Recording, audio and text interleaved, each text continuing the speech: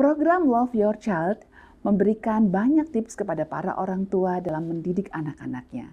Untuk tahu lebih lanjut, jangan lupa subscribe YouTube channel Love Your Child dan nyalakan notifikasinya. Tapi nggak tahu kenapa kalau dia datang, langsung orang-orang kayak, ya dia datang. Menghindar. Nah sekarang dia membangun relasi dengan seseorang, dia tuh sudah merendahkan orang. Gimana sih? Iya betul. Otomatis orang akan bilang, ih siapa kamu, saya juga butuh kamu kan gitu kan. Kalau sampai dia merasa dia nggak pernah salah, ngeri banget ya. Nanti dia ketemu mamanya juga nggak salah loh. Orang dia nggak pernah salah, setiap kali dia bermasalah dengan orang lain, mamanya akan maju dan bela bisa-bisanya. Kita kan punya jaringan tuh relasi, relasi ya itu kan perlu di-maintain. Makanya biasanya kalau pas pas dia sedang sakit atau dia sedang berduka, wah kelihatan tuh yang social quotient bagus, biasanya ramai betul itu. Iya, intinya social quotient itu adalah kemampuan dia untuk membentuk jaringan tentu saja yang membuat dia akan berperilaku positif.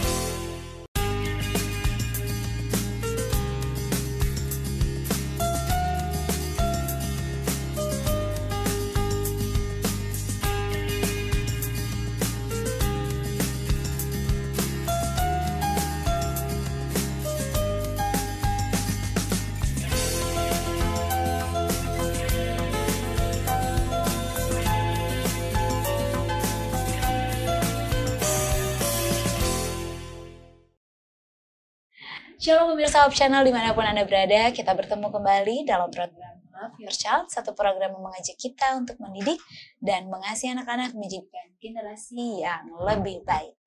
Kali ini kita masih dalam topik rangkaian pembahasan mengenai kecerdasan. Di episode-episode sebelumnya kita telah membahas mengenai IQ atau Intelligence Quotient atau kecerdasan intelligence. Baru berikutnya Emotional Quotient atau kecerdasan secara emosi. Dan kali ini kita membahas mengenai SQ. Apakah itu SQ yang dimaksudkan? Kita akan membahas bersama dengan narasumber yang telah hadir, yaitu Ibu Helena Valentina. Beliau merupakan seorang psikolog dan juga praktisi pendidikan. Shalom Ibu Helena. Shalom Eva. Nah, tadi ngomongin soal rangkaian kecerdasan ini ternyata banyak ya. Gak cuma ngomongin kecerdasan pada umumnya, orang tahu cuma mengenai intelijen. Iya, makanya jangan terlalu bangga kalau anak kita, wah itu nilai raportnya semuanya tertinggi, juara 1 terus. Hati-hati loh, jangan sampai nanti itu IQ tinggi kan. Tapi ternyata karena sering disanjung, dipuji, terus dimanjakan, nggak taunya IQ-nya jongkok, bukannya jongkok ya, tiar lebih bawah lagi. Nah, berarti kita membahas soal SQ yang tadi sudah Ibu Helena katakan social quotient. Ada juga yang bilang selain social quotient ini spiritual quotient itu sendiri ya. Berarti kita saat ini membahas soal social quotient secara artian terjemahan bebas. Bisa dikatakan mungkin bahasa sederhananya ya, Pak, kecerdasan secara sosial. Berarti kan kecerdasan bagaimana dia berinteraksi satu dengan yang lainnya. Atau sebenarnya SQ itu apa sih Bu Helena? Iya, jadi sebenarnya kita kalau ngomong soal quotient itu adalah bicara soal kemampuan, gitu kan. Jadi kalau dibilang apa tuh social quotient, ya berarti kemampuan dia dalam membangun sebuah jaringan pertemanan, ya, dan juga memaintain itu dalam waktu yang panjang. Jadi kalau dapat kenalan, abis itu putus, dapat kenalan, putus, abis itu berantem, kesini berteman, ketemu, abis itu berantem, ujung-ujung putus sana, putus sini, ya berarti SQ-nya jelek bener ya, perlu diperbaiki gitu lah. Tapi kan ada alasannya, saya kurang cocok nih sama dia, makanya jadi kayak sering ribut. Nah itu bagaimana? Benar sih, tapi kalau gak cocok terus, ini sebenarnya yang bermasalah kita sama mereka. Betul. Ya kan, karena saya pernah dengar juga itu kisah dari seseorang gitu ya, aku malas bergaul, kenapa? Gak ada yang ngerti aku gitu kan. Nah, ngerti aku, lah kamu mau ngerti dia gak? Kamu gak mengerti orang lain. Jadi kalau kita selalu berusaha ingin dimengerti terus tanpa mau mengerti orang lain, ya kita perlu koreksi diri, coba refleksi lagi. Ada yang perlu dibenahi nih.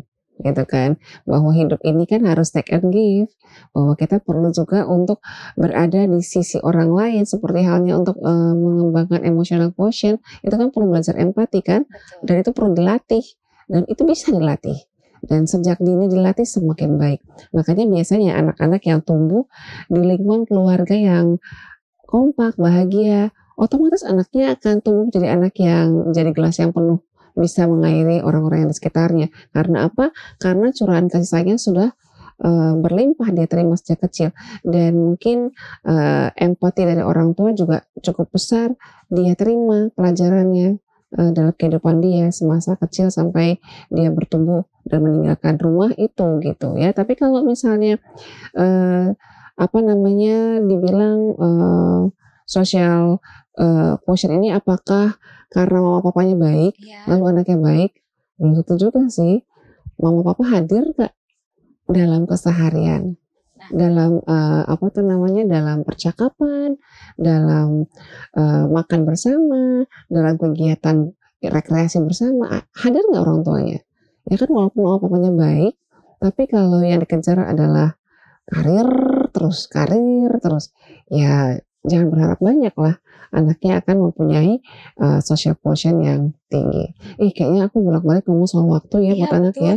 Saya barusan mau kasih tahu, mau sampaikan bahwa ternyata mengembangkan kecerdasan anak ini bukan hanya sekedar mengajari anak ya, tapi butuh waktu yang memang. Jadi seperti kita ketahui sejak awal kita bahas tentang quotient ini ya, Eva, bahwa dalam diri manusia itu memang ada kecerdasan yang Tuhan sudah berikan sejak dia ada di dalam janin, ya kan? Dan itu pengaruh genetik, pengaruh dari ayah dan ibunya. Siapa ayah dan ibunya itu akan mempengaruhi IQ, ya kan?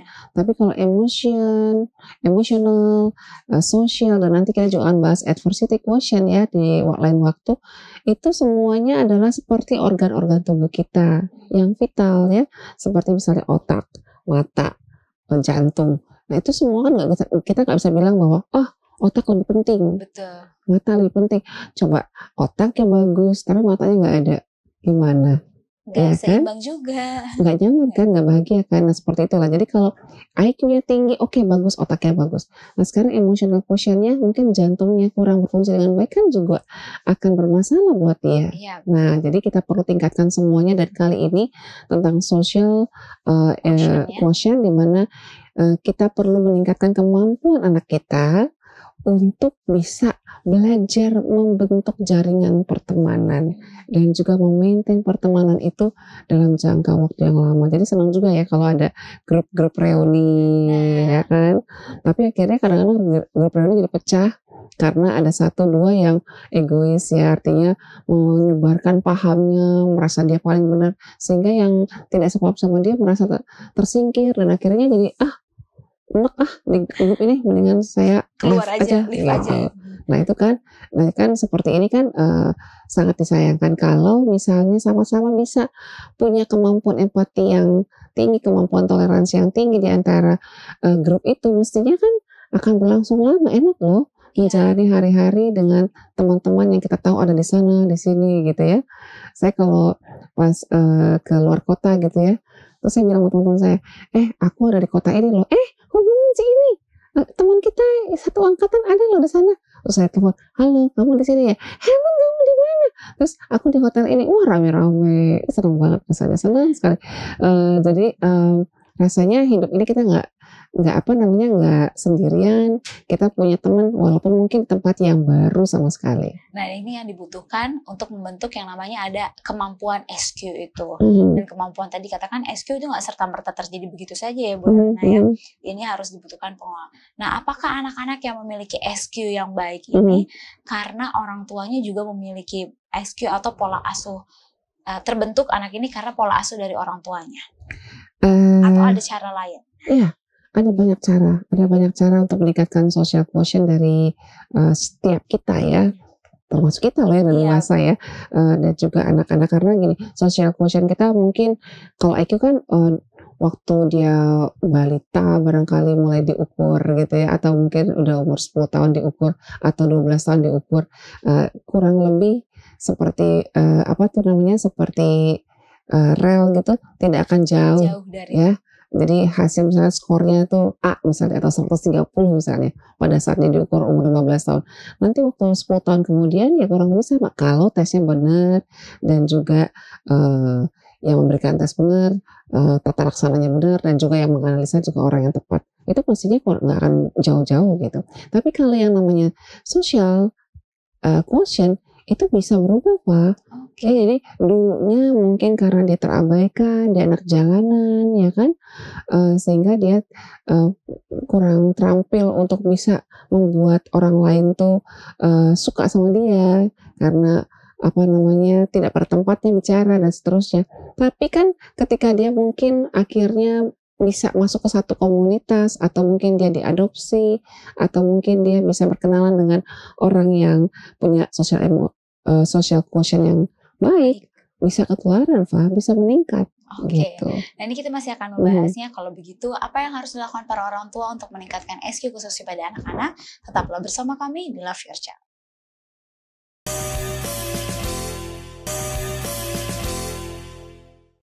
Kembali lagi di Love Your Child dan kita masih membahas mengenai social quotient atau kecerdasan secara sosial.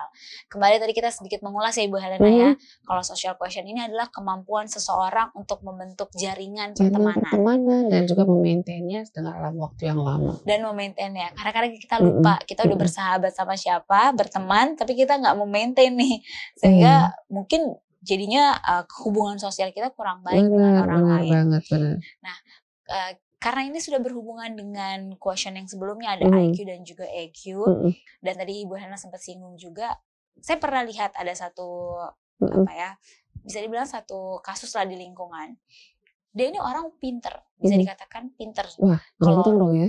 Beruntung sekali dan biasanya orang yang pinter ini pasti di sekolah rata-rata disenangin karena dia pinter oleh guru pasti. Bisa ataupun juga mungkin kalau di dalam pekerjaan karena dia pinter dia punya performa yang bagus dia juga lagi lebih keren ya, dia disenangin seharusnya lah disenangin sama teman-temannya.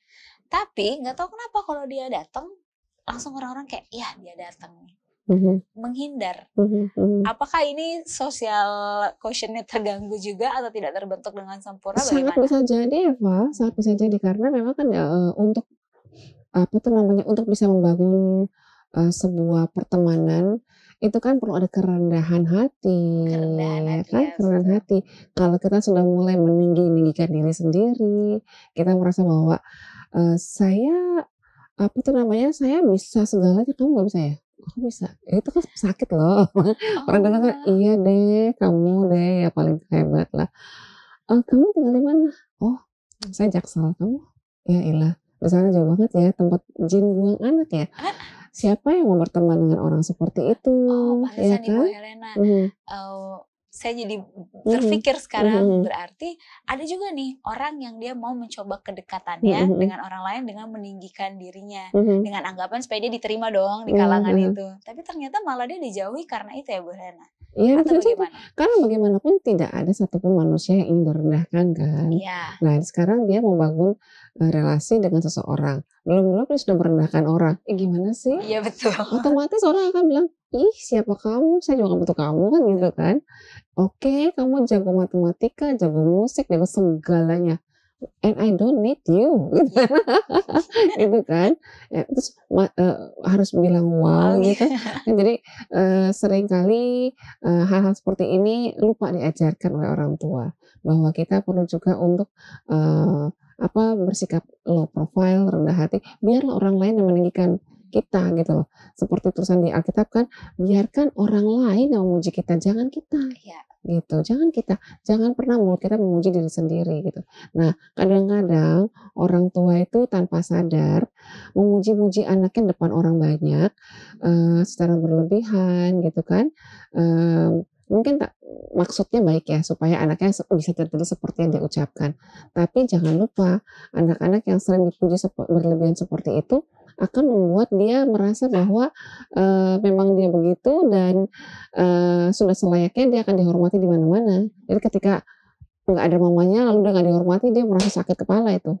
Ya kan, dia merasa waduh, wah ini nggak benar lingkungan ini, dia pindah. Kok nggak ada ya orang yang muji-muji saya seperti waktu ada mama saya? Dia cari lagi gitu kan. Nah akhirnya ya gonta-ganti pacar, gonta-ganti, ya jangan-jangan gonta-ganti istri, gonta-ganti suami dong. Ya kan karena dia tidak bisa memberikan apa yang dibutuhkan oleh orang pada umumnya. Ingat sosial itu kan berhubungan dengan masyarakat ya. Nah masyarakat sebenarnya pada umumnya tuh punya kesamaan yang sama-sama seperti dia juga mau dihormati kan. Kenapa dia pindah-pindah? Karena dia butuh dihormati kan. Nah makanya dia hormati dulu orang lain sebelum dia dihormati. Dan caranya melalui kerendahan hati yang tadi. Iya, jadi kalau di Alkitab Kristen sangat jelas tertulis ya di Matius 7 ayat 12. Lakukanlah apa yang kamu ingin orang lain lakukan padamu, dan jangan lakukan apa yang kamu tidak ingin orang lain perbuat padamu. Mungkin ini yang paling tepat untuk meningkatkan social quotient seseorang ya. Nah, benar sekali, ini tips yang memang nyata dan dari firman Tuhan pun juga sudah mengatakan. Jadi orang tua jangan pernah membela anaknya kalau jelas-jelas anaknya sudah salah gitu. Ya kan? Karena ini membentuk pola dia nanti ketika dia besar, dia akan menganggap dirinya benar terus betul. ya. Jadi kalau sampai dia merasa dia nggak pernah salah, ngeri banget ya. Nanti dia foto mamanya juga nggak salah loh. Orang dia nggak pernah salah. Setiap kali dia bermasalah dengan orang lain, mamanya akan maju dan bela bisa-bisaan. Ketika dikritik, dia marah, ya kan? Nah, jadi betul tadi Eva bilang kalau mama papanya social quotient-nya bagus, apakah anaknya bagus? Mestinya sih bagus. Seharusnya bagus. Tapi kalau dia punya waktu. Kembali lagi kita bahas soal waktu. Ya, jadi saya sangat terinspirasi dengan kata-kata Suster White ya, Ellen White mengatakan bahwa anak-anak tuh tidak lebih membutuhkan uang atau mainan mahal, tapi yang paling mereka butuhkan adalah waktu kita. Jadi jangan pernah coba-coba menukar waktu yang harusnya kita berikan pada anak, kita tukar dengan barang atau pakaian atau uang. Jangan pernah, karena itu nggak ada gunanya, malah makin menjerumuskan mereka bahwa waktu bisa dibeli jadi besok-besok kalau kita sudah tua. Lalu kita bilang, nak tolong ke rumah dong teman mama. Oke, ma aku sibuk jadi aku ganti dengan uang ya, atau aku ganti dengan pembantu gitu kan. Jadi jangan salahkan mereka karena kita didik mereka seperti itu. Itu salah satu bukti bahwa dia tidak berkembang social quotient-nya dengan baik. Nah itu juga bagaimana anak bisa berkembang secara sosial kalau orang tua tidak ada waktu. Nah ngomongin soal social quotient ini berarti kemampuan dia membentuk satu jaringan pertemanan. Jaringan pertemanan kalau pada umumnya bisa dikatakan apakah ini sama dengan orang punya geng gitu. Geng dalam kata kutip ya. Kelompok-kelompok pertemanan. Atau bagaimana Ibu Helena menanggapi? Iya, intinya social quotient itu adalah kemampuan dia untuk membentuk jaringan tentu saja yang membuat dia akan berperilaku positif dan membuat dia berkembang, ya kan? Kalau dia bergaul dengan teman-teman, membangun jaringan dengan teman-teman yang bisa dibeli, ada kan? Ada. Teman-teman bisa dibeli, mereka akan datang kalau kita kasih uang, gitu. Mereka akan datang kalau kita kasih makanan. Wah itu rasanya bukan teman sejati ya. Ya kita perlu juga sih bergaul dengan orang seperti ini. Tapi kalau kita harus mengorbankan prinsip kebenaran kita, mengorbankan prinsip kesehatan kita, ya itu bukan yang dimaksud di sini gitu ya. Jadi yang dimaksud ini adalah pertemanan yang bisa membuat dia berkembang dan bisa menuju ke tingkat kesuksesan yang memang sesuai dengan harapan dia. Seperti itu. Jadi bagaimanapun orang yang mempunyai dari penelitian membuktikan bahwa yang mempunyai emotional quotient yang tinggi dan juga social quotient yang tinggi itu akan membuat seseorang melangkah lebih tinggi, melangkah lebih jauh dibandingkan dengan orang-orang yang mempunyai IQ tinggi tapi tidak mempunyai social quotient dan emotional quotient yang cukup atau tinggi. Nah, kita masih akan membahasnya. Kalau begitu, bagaimana cara kita sebagai orang tua untuk mengelola atau membantu anak kita mengeluarkan social quotient? Tetaplah bersama kami di Love Your Child.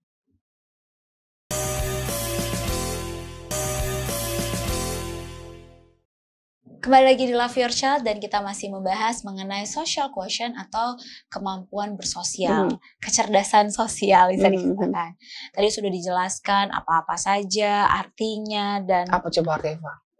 Bagaimana seorang itu dia bisa membuat jaringan pertemanan. Nah, betul sekali. Dan memaintainnya dalam waktu yang lama. Kalau namanya jaringan berarti nggak cuma 1-2 ya, dia punya benar-benar teman yang sahabat lah bisa dikatakan ya yang dekat. Berarti kalau orang yang nggak punya sahabat, apakah dia memiliki IQ yang kurang baik? Kemungkinan, ya kan?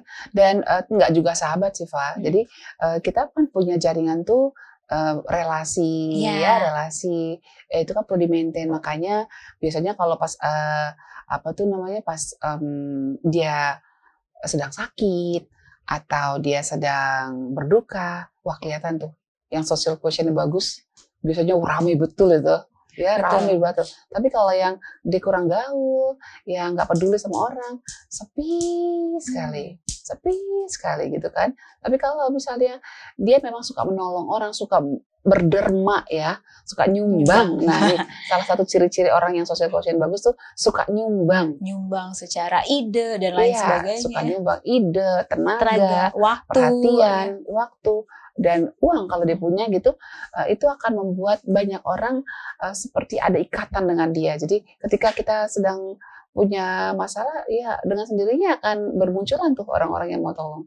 Kalau begitu, kita udah lihat nih, ternyata dampaknya apalagi membangun relasi ini penting, khususnya untuk di masa seperti kita yang sudah memiliki pekerjaan, relasi itu sangat dibutuhkan. Gimana caranya kita sebagai orang tua, bahkan para pendidik yang saat ini sedang menyaksikan Love Your Child, membantu anak-anak kita supaya memiliki social quotient ini? Cara-caranya, Bu? Iya, kalau dari kecil memang ingat bahwa masyarakat kecil ya berarti teman-temannya sebaya gitu kan.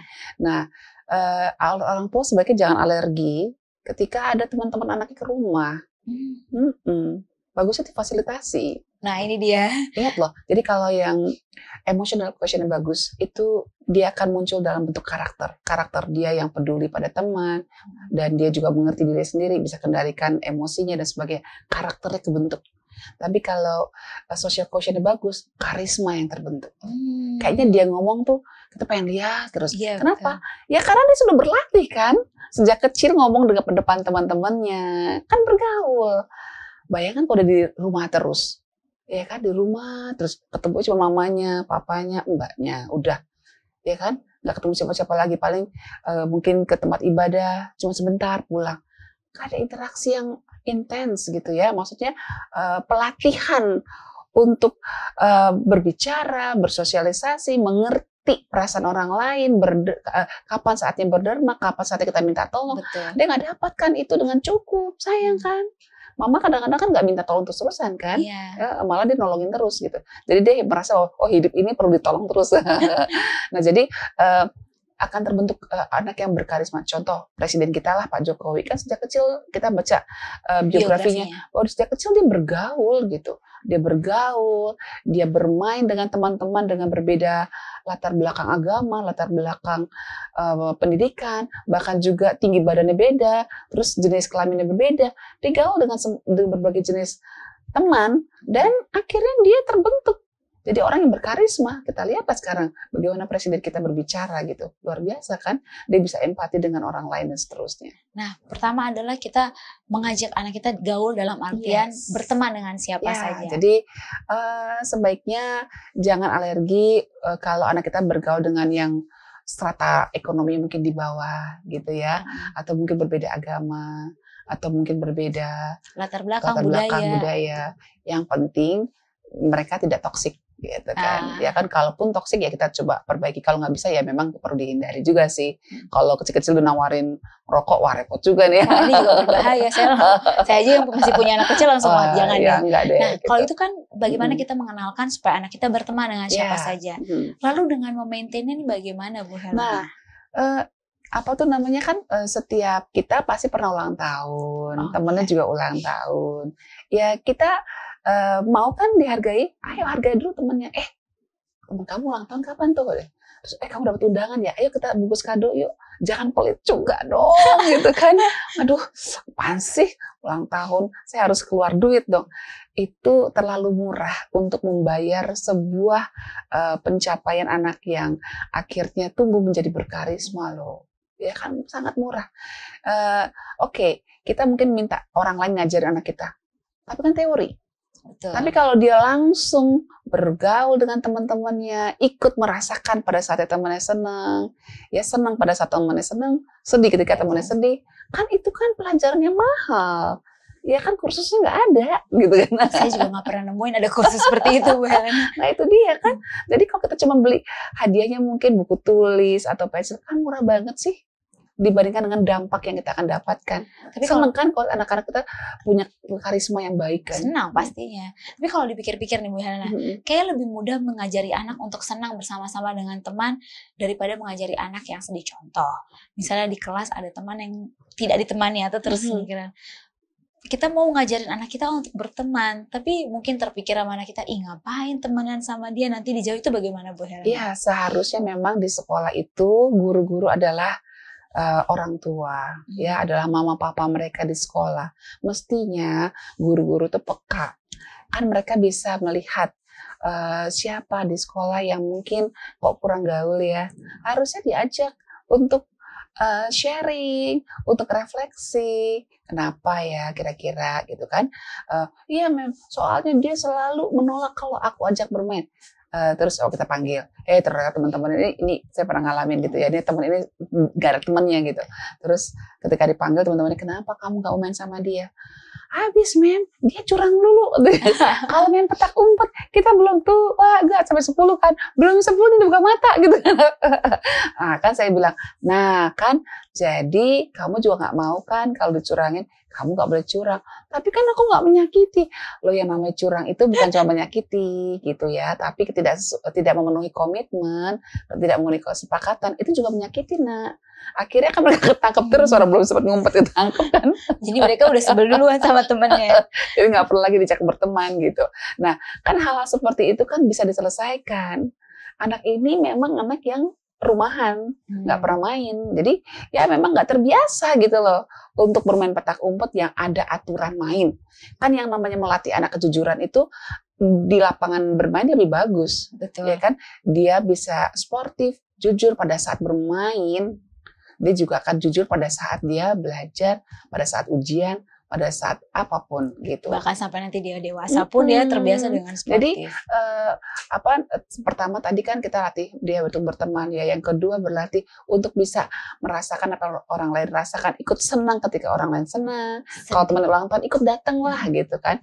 Terus kadang-kadang mungkin kita nggak bisa kasih hadiah yang beli ya gitu ya, tapi mungkin bisa kasih puisi barangkali, ucapan, atau kita bikin sendiri apa tuh namanya kayak model yang dilaminating gitu kan, gambar-gambar atau ada ayat Alkitabnya barangkali, selamat ulang tahun ya, ini ada ayat untukmu, kasih ayatnya, kasih tempel-tempel gambar-gambar kertas-kertas ditempel-tempel jadi bunga mungkin, kalau dilaminating kan tuh juga spesial loh, nggak bayar. Ya kan hanya laminating yang mungkin nggak terlalu mahal ya gitu. Jadi membuat orang lain senang. Jadi ketika dia terbiasa untuk berlatih untuk menyenangkan hati orang lain, itu akan menjadi pelajaran berharga buat dia menjadi pribadi yang punya social quotient yang tinggi. Wah, ini kita luar biasa membahas mengenai social quotient, bukan hanya sekedar mengajari anak bersosial, tapi dampaknya kepada diri si anak sendiri. Jadi pada saat bertengkar, kita perlu peduli dalam arti bukan kita jadi ini ya, jadi pembela salah satu pihak. Iya, tapi kita bisa mengarahkan kenapa dan sebagainya sehingga dilatih untuk bisa untuk mengatasi konflik resolution dengan baik. Dan itu kan akhirnya jadi jangka panjang, jadi teman jangka panjang. Betul. Gitu. Karena kalau lagi konflik, sebaiknya begini. Kalau lagi tersinggung, harus begini. Jadi akan sangat membantu buat dia bertumbuh menjadi makhluk sosial yang disukai, dicintai oleh masyarakat. Terima kasih Bu Helena, dan terima kasih juga kepada pemirsa yang telah menyaksikan Love Your Child episode kali ini.